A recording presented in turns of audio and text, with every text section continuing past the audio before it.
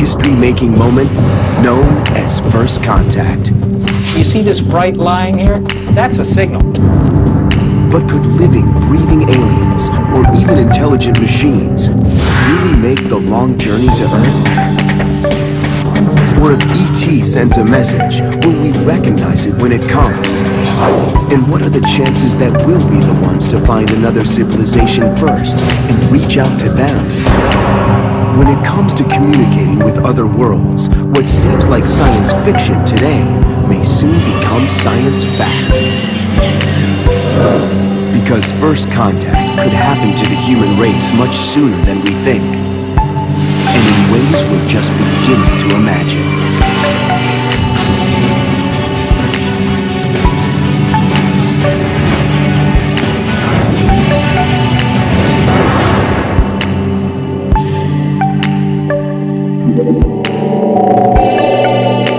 It's a question we've long pondered. And the favorite scenario of science fiction.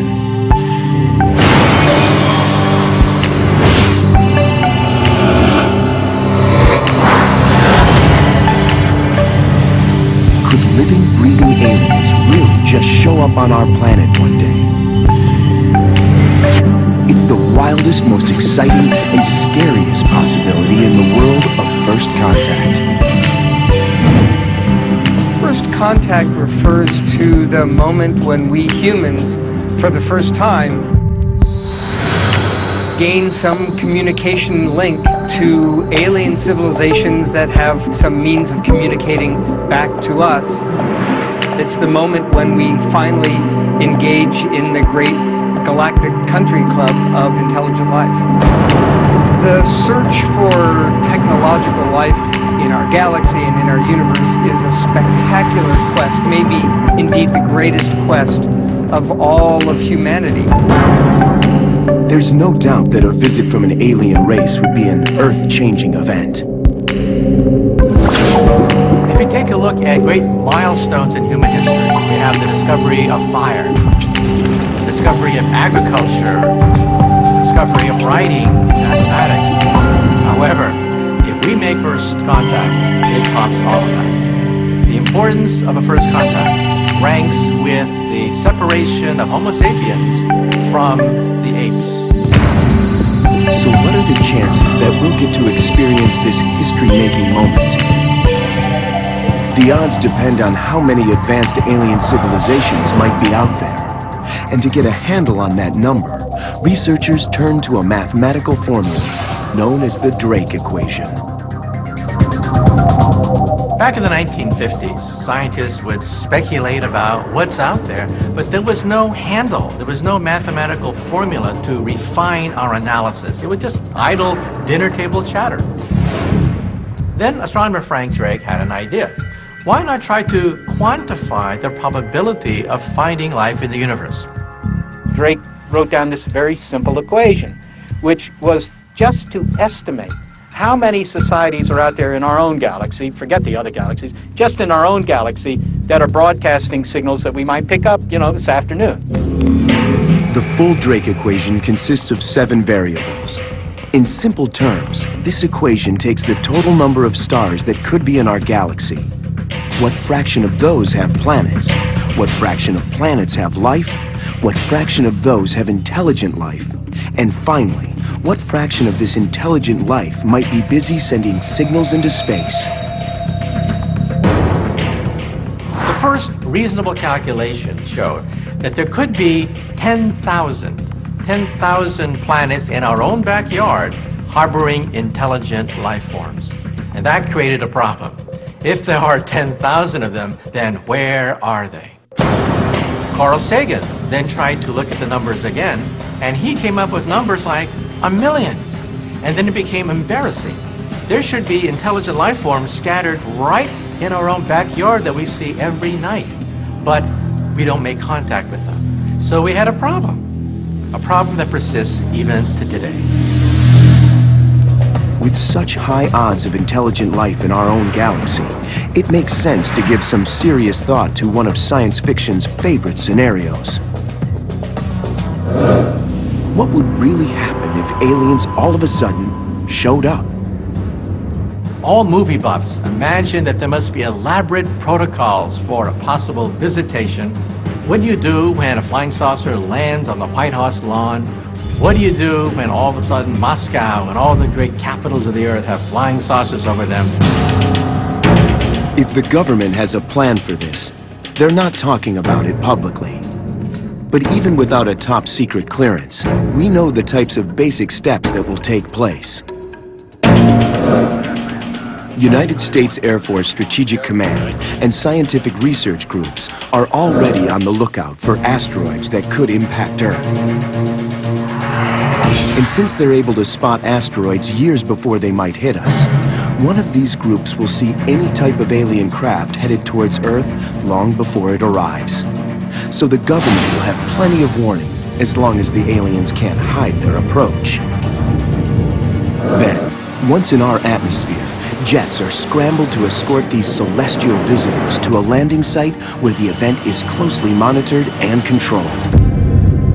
If the aliens arrive over American airspace, then one location that fits the bill is Plum Island, off of Long Island, New York.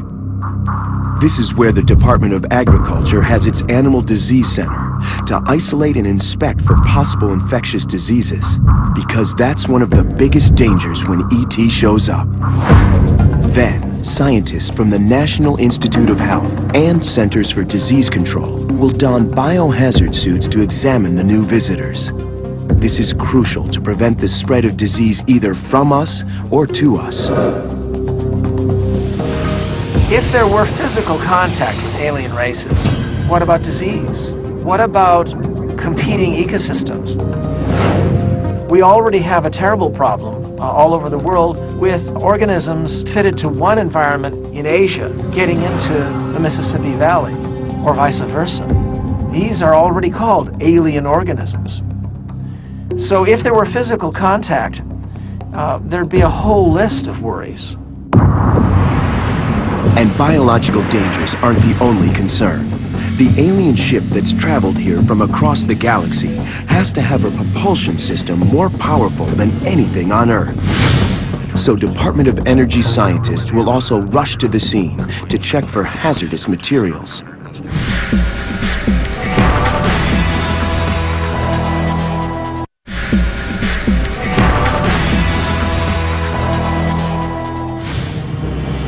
Getting into details of human-alien interaction is impossible. Have they come in peace, or are they here to wipe us out? And will we even be able to communicate with them? Since our celestial visitors' technology will probably be far beyond our own in order for them to make such a momentous trip, we may have much less control over the situation than we'd like to think. Regardless of all these unknowns, some scientists believe the odds of first contact are overwhelmingly in our favor, especially when we look beyond our own galaxy. I think it is inevitable that we will have first contact. Take a look at the night sky. Every night, the Milky Way galaxy comes out with 100 billion stars out there. But how many galaxies aren't there? Believe it or not, our telescopes can see 100 billion galaxies in the night sky. You do the math. 100 billion times 100 billion, that's 10,000 billion stars in the universe. That is the equivalent of all the grains of sand found on Earth. But this astronomical number of stars also brings up a very big problem. The distances between all of these stars. Is the enormity of space something that a more advanced civilization can overcome? Even if an alien race can master traveling at the speed of light, 186,000 miles per second, it would still take roughly 4.5 years to visit Earth from the neighborhood around our next closest star, Alpha Centauri. And since most stars are anywhere from hundreds to billions of light years away, the odds of a face-to-face visit begin to look very slim again. But physicists believe there might still be a way. The principal objection is that the distance between stars is too great for its travel. However, let's say we have a civilization so advanced that new laws of physics begin to open up. Let's say we have a star located right there, and another star hundreds of light years away. For an advanced civilization, they may be able to warp the fabric of space and time and bring these 2 points right together and then punch a hole so that the shortest distance between 2 points is a wormhole, a gateway, a portal through the fabric of space and time. A wormhole, although still only a scientific theory, could serve as an intergalactic shortcut between 2 points in the universe for alien creatures. But even if this kind of shortcut exists, there's no way to know if a living creature could survive such a trip.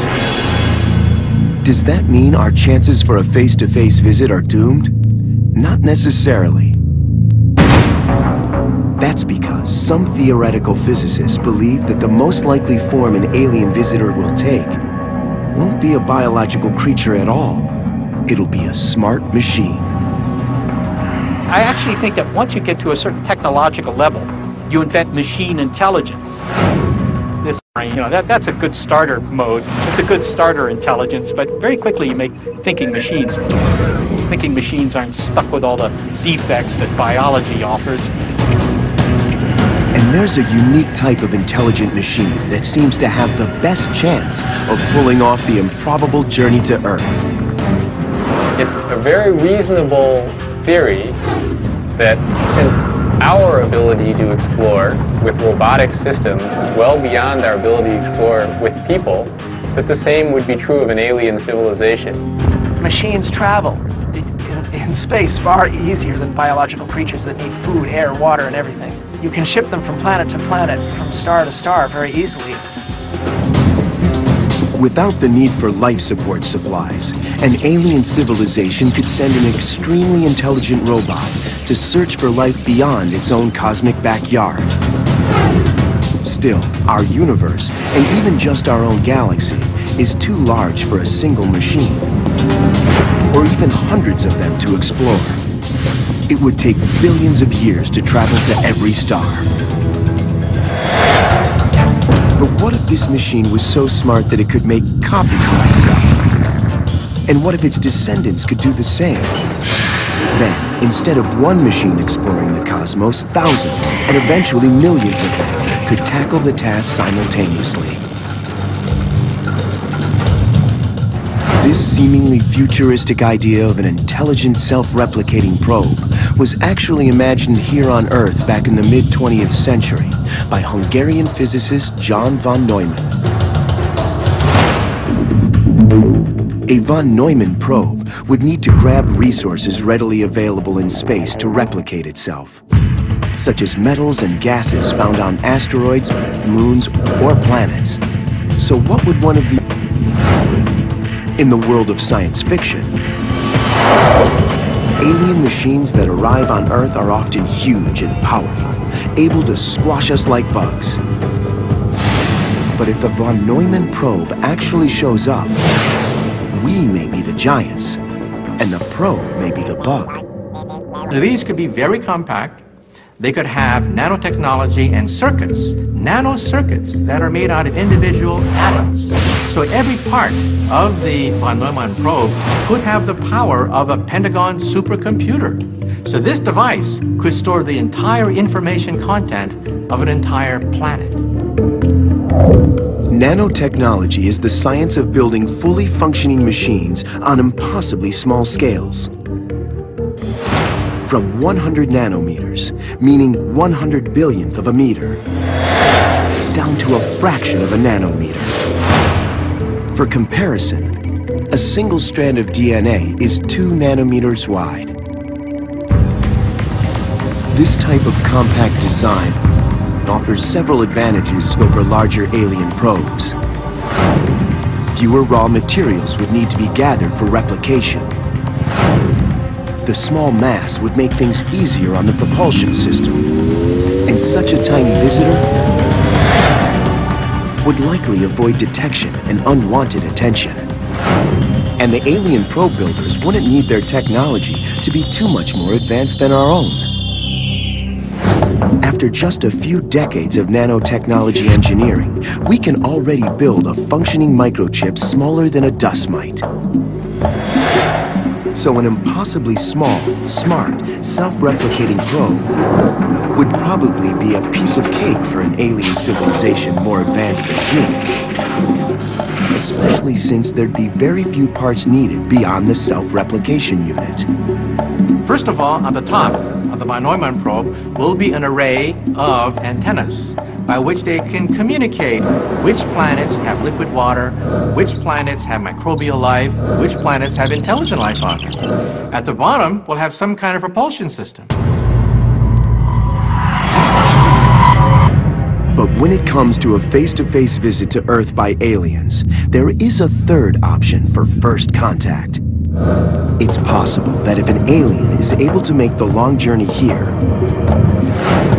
it may not be either a biological entity or a smart machine.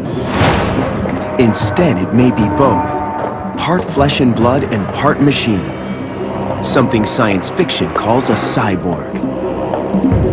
Theoretical physicist Dr. Michio Kaku believes we need only look in the mirror to see why a cyborg may be the preferred life form of an alien civilization. Now let's push the fast-forward button. Let's start to go just on the Earth, 100, 200, 300 years in the future. That's just a blink of an eye. At that point, we may want to emerge with immortal bodies. If the choice is between death, between seeing our bodies decay and suffering like that, or waking up one day with a body made out of silicon, steel, and tissue, and living forever, which would you choose? And that's just for us. An advanced civilization a million years ahead of us may have options even beyond cyborgs and beyond robots. They may have options that we can only dream of today. First contact. The moment when the human race finally comes into contact with an extraterrestrial race and discovers it is not alone. It's an event that could open up incredible new opportunities, or lead to the end of life on Earth as we know it. If an advanced alien civilization does exist, and if it sends a signal across the cosmos to make first contact with us, then one of the most likely places that history-changing message would be received is this remote site nestled deep in the Lawson National Forest of Northern California. Here, the first dishes of what will become the largest radio telescope array in the world are already emerging from the rugged landscape. The sprawling complex is known as the Allen Telescope Array, or ATA. It's operated by the SETI Institute, a private non-profit organization which stands for the search for extraterrestrial intelligence. Before, SETI scientists had to borrow time on other receivers to search for alien signals. Now their own dedicated radio telescope is up and running. Now, you see these antennas behind me. There are 42 of them now. Each of them is about 20 feet in diameter. It's like a radio camera. It can take pictures, radio pictures on the sky with enormous detail because it's got lots and lots of these little antennas. It's like one giant antenna that's been broken up into small pieces. In a few years, there will be 350 dishes, all working together to become the world's largest listening post for alien signals. At full capacity, the site will be able to scan 10 billion radio frequency receivers that SETI has used in the past. To interpret these signals, radio telescopes make multiple passes on one region of the sky, record the data they received, and then convert that data into a mosaic image for analysis. So technically, the researchers are looking at, not listening to, the signals. In the movies, they always put on a pair of earphones and listen for them, but it doesn't really work that way in the real world. What actually happens is the signals come into this room. mean, this is the mother of all radios, right? We're not listening to one channel at a time. We're listening to tens of millions. Now, of course, we're not going to sit here and look at this stuff. If we want to know whether ET's on the air, we're going to monitor that on a computer terminal, and those are over here. So this is where the astronomers sit in the control room. Every telescope has a control room. This one doesn't really look like the bridge of the Starship Enterprise, unfortunately. It's rather simple, but it's functional. You could actually sit here and look at the signals. The trouble is, when you have tens of millions of channels, there's really no way you can monitor them all anyhow. And it's kind of like watching paint dry, really. I mean, you can sit here days and days and days, you're going to go crazy, you know? So we don't do that. In fact, you let the computers do all the listening, let them wear the earphones. This computer over here actually is where you can give instructions to the telescopes. You can give them, as it were, a shopping list. First, I want you to go to that star over there and spend an hour observing that one. And then next you go to another star on the list and then go look at that one. And they'll let you know if they pick up a signal that's really interesting.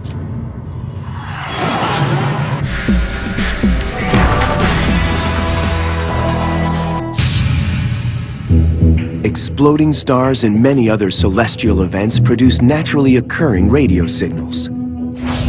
And man-made objects in space also send signals home. These will be picked up by the ultra-sensitive ATA dishes and must be weeded out by the computers so they're not mistaken for an alien signal. Alien signals would stand out either by producing repeating patterns from deep space, areas where man-made equipment doesn't exist, or by dramatically amplifying naturally occurring radio static. You see this bright line here? That's a signal.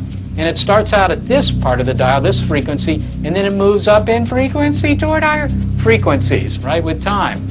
Well, that's exactly the kind of signal we're looking for. It's at one spot on the dial, it's a transmitter. And it's also moving up in frequency. We kind of expect that from ET signal, because ET will be on a planet that's rotating, it'll do that. But it's moving so quickly in frequency there that that's clearly a satellite, maybe a telecommunications satellite, maybe a space probe.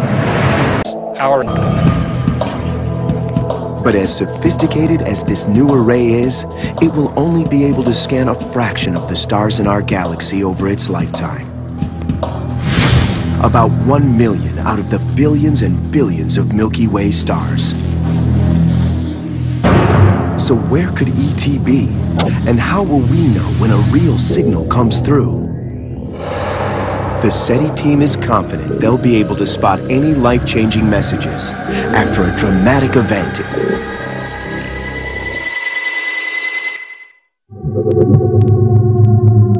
Green Bank, West Virginia, July 1996. Signals from outer space were being collected by the huge radio telescopes at the National Radio Astronomy Observatory.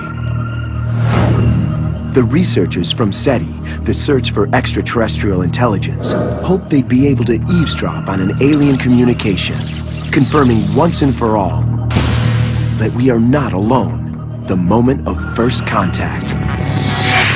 Although it's a routine procedure, that day, something was different. The SETI team began receiving an unusual signal, a signal that created quite a stir.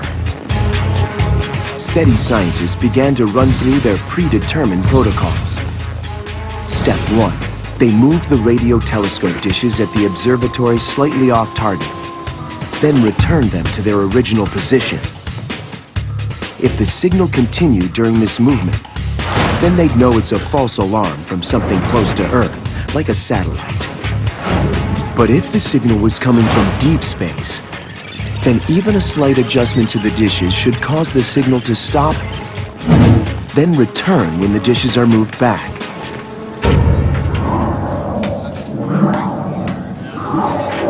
That's exactly what happened. The signal had passed their first test. Now for the second. Step 2 is contacting another observatory, preferably on another continent. Call up somebody at a different radio observatory, somebody who has a different set of antennas, because you wouldn't believe it if you were the only ones to find it. Now, it could be just a bug in the hardware or software here. But 16 hours after the signal was first detected, and before they could get a confirmation from another observatory, they discovered the source. It was coming from the SOHO spacecraft, 1 million miles away from Earth, currently studying the Sun. A software glitch in SETI's computer system made SOHO's communications appear to be a legitimate alien signal. Despite the obvious disappointment, the event gave SETI Institute scientists confidence that their protocols work, and that when a true alien signal comes in, they'll be able to recognize it and realize that first contact is being made. But they still need to make sure that their dishes are pointed in the right direction, at the right time and at the right frequency, which is no easy task. So where is ET hanging out? I mean, you know, we could point these things anywhere. Well, we don't know. Obviously, we don't know. But what you do is a very simple strategy. You start with the nearest star system and you sort of work your way out. Right? You start looking in your own backyard first. I mean, imagine looking for, I don't know, for bad elephants. You might start in your own backyard and work your way farther afield until finally you either hit an elephant or you don't. In the years to come, SETI hopes that new space-based technology and missions planned by NASA and the Jet Propulsion Laboratory will help pinpoint attractive targets. These targets are called exoplanets, planets outside of our solar system orbiting around other stars in the universe. But finding them is not easy. To discover planets around other stars takes every bit of technology we've got. We use the biggest and fastest computers, and we use the biggest digital cameras you've ever seen. Some of them are 1 billion pixels, not a megapixel, but 1 billion pixels.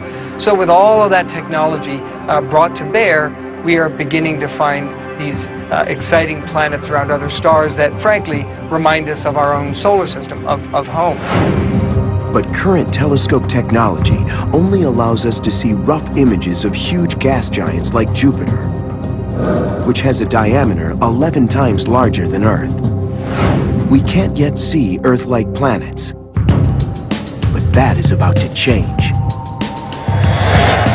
The Terrestrial Planet Finder, expected to launch by 2020, will use multiple space-based telescopes, all working together to peer deep into the cosmos for an alien Earth, which might harbor intelligent life. This would be a gargantuan telescope allowing us to take the first pictures of another Earth around a nearby star, a pale blue dot orbiting a yellow sun. Wouldn't that be glorious? And the Terrestrial Planet Finder will provide more than just an image.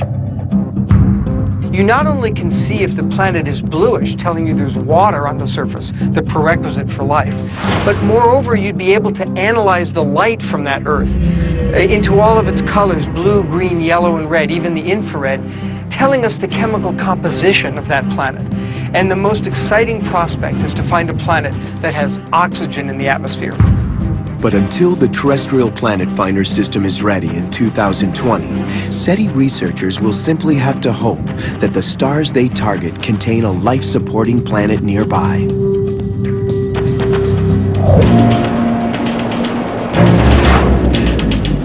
Many first contact scenarios depend on much more advanced aliens using incredibly futuristic technology to either visit us, send artificially intelligent probes, or at least beam a big hello message from across the universe.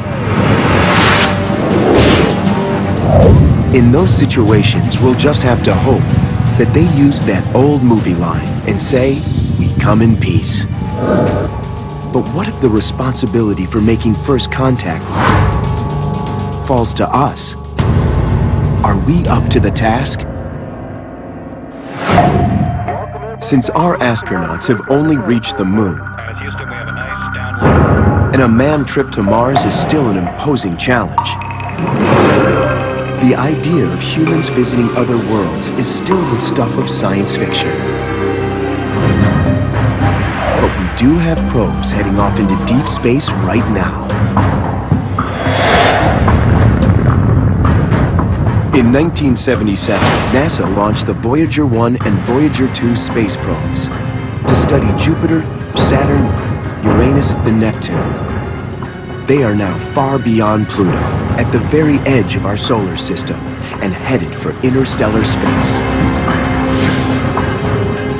Voyager 1 is farther out, about 9.9 billion miles from the Sun.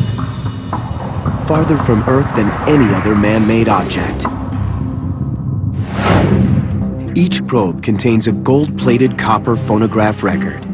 Mathematical instructions on how to play the records are printed on them, along with diagrams of scientific principles that are likely to be understood by alien civilizations. They actually had a medallion that had engravings with sounds of the planet Earth, sounds that you could hear, the location of the Earth in our sector of the universe. Basically, a roadmap as to who we are, what we want, and sounds we make, and our location.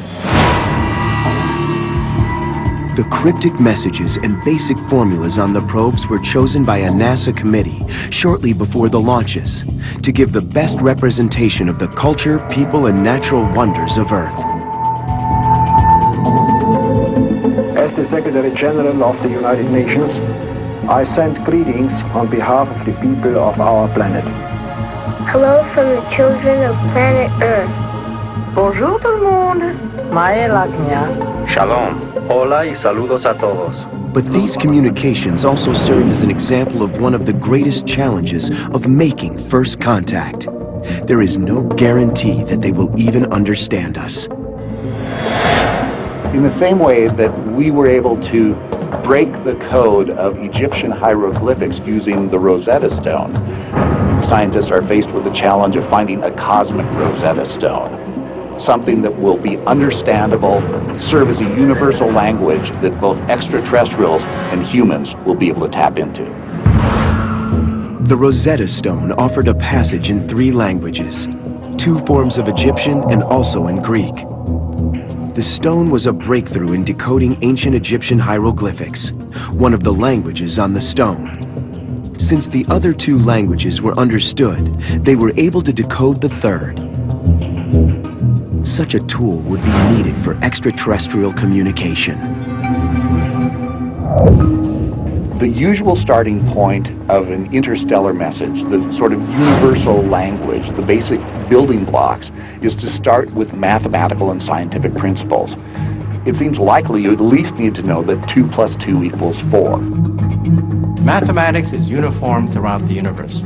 I'm a physicist, and one of the greatest thrills I have is writing down an equation for the first time in history, and perhaps on the other side of the galaxy, perhaps there's an alien being writing down that very same equation.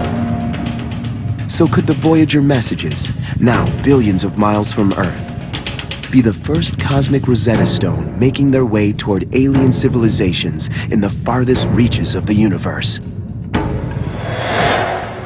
At its current speed of 35,000 miles an hour, far below the speed of light, Voyager 1 would take approximately 100,000 years just to reach our nearest star, Alpha Centauri, 4.5 light years away.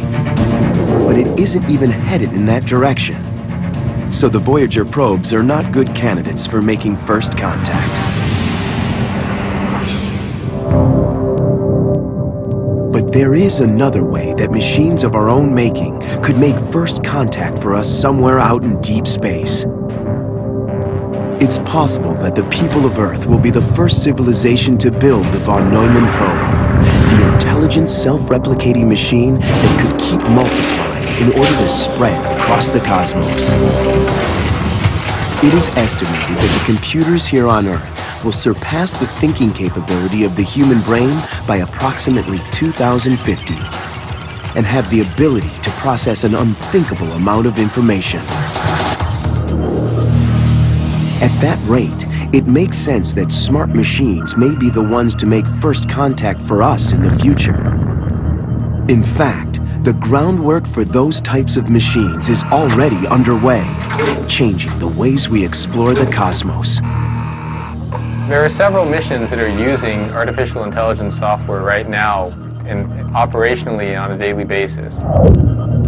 The Mars exploration rovers also have a form of artificial intelligence software on board. And specifically, that software allows them to look for transient events. Transient events are things that pop up within a matter of seconds, making it impossible for controllers back on Earth to react to, since it takes about 22 minutes to send commands to machines on Mars. For example, dust devils, small tornado-like cones that race across a dry landscape, can quickly form on the Martian surface, just like they do in deserts on Earth. They're extremely rare on Mars, but sophisticated artificial intelligence software on board the rover can process each image that's taken and transmit only the ones that captured a dust devil back to Earth. So the rover is making decisions on its own. But any future machines that we send to other worlds will need to be much smarter. They'll need to be able to do everything by themselves, since it would take far too long to send commands from Earth to a machine explorer in deep space, even with the commands traveling at the speed of light. The nearest star to us, Alpha Centauri, is about 4.5 light years away. Well, if we send a spacecraft commands, they won't get there for another 4.5 years. So that spacecraft has to be so smart that it has to know what to look for when looking for another civilization.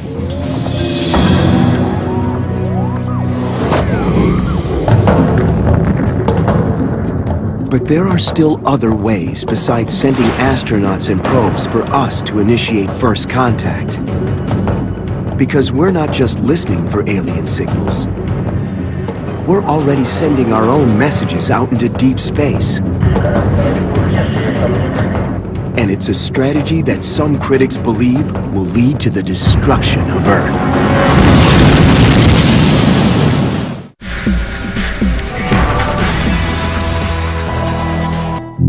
With the most advanced equipment in the world, listening for signals from intelligent alien life is slow and tedious.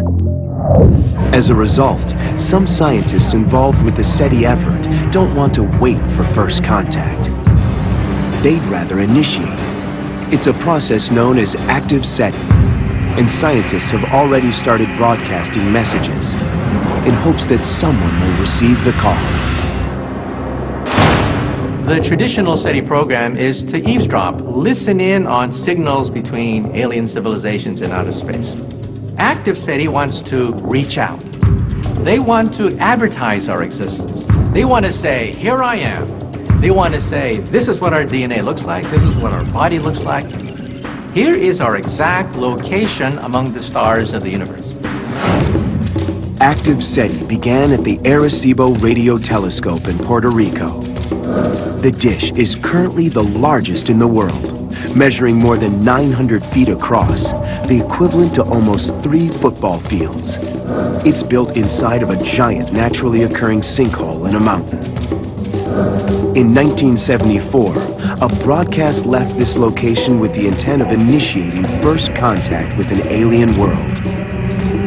It was a basic message written in a language of math and science that said something about what life is like on Earth. Started with a basic counting system, the numbers from 1 to 10, a brief description of some of the chemicals that are essential to life on Earth, a description of our DNA, diagram of a human being, a picture of where we're located in our solar system, and then a picture of the telescope that was actually used to transmit the message.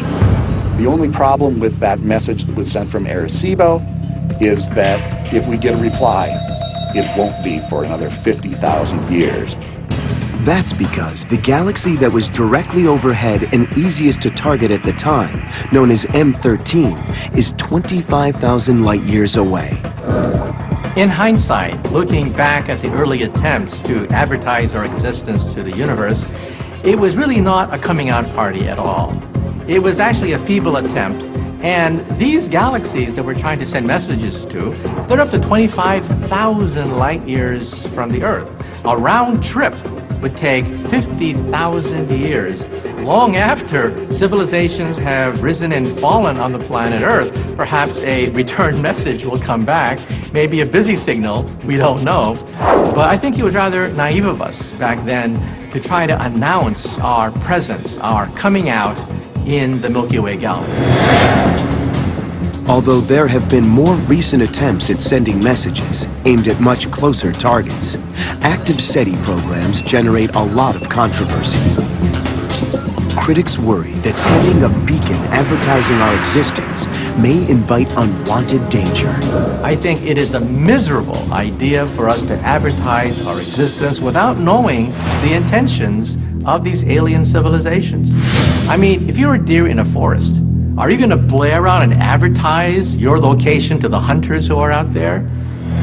Let's wait and see what their intentions are. Peaceful or not, scientists have begun ranking the technological capabilities of an advanced civilization in a range known as the Kardashev scale.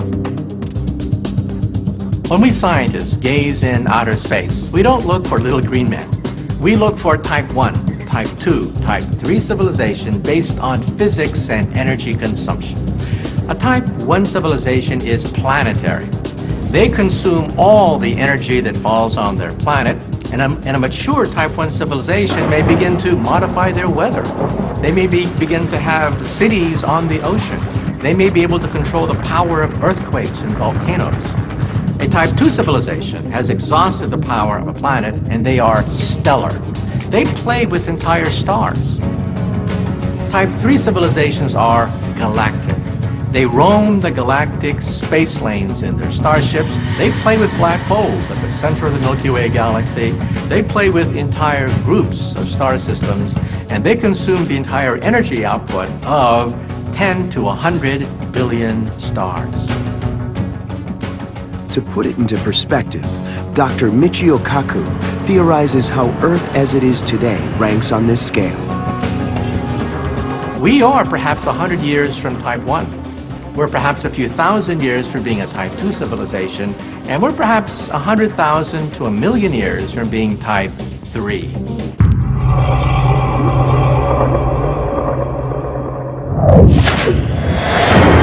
Whether it's aliens showing up in our skies, or sending us a beacon from somewhere out there, or even if we're the ones who initiate first contact,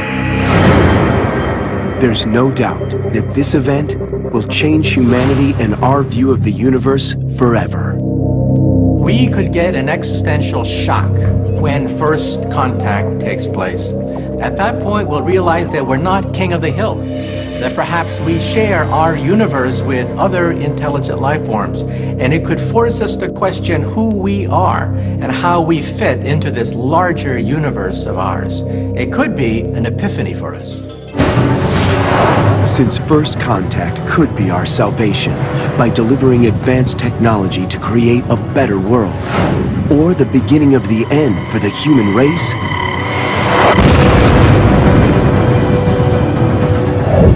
it's no surprise that this dream evokes both wonder and fear.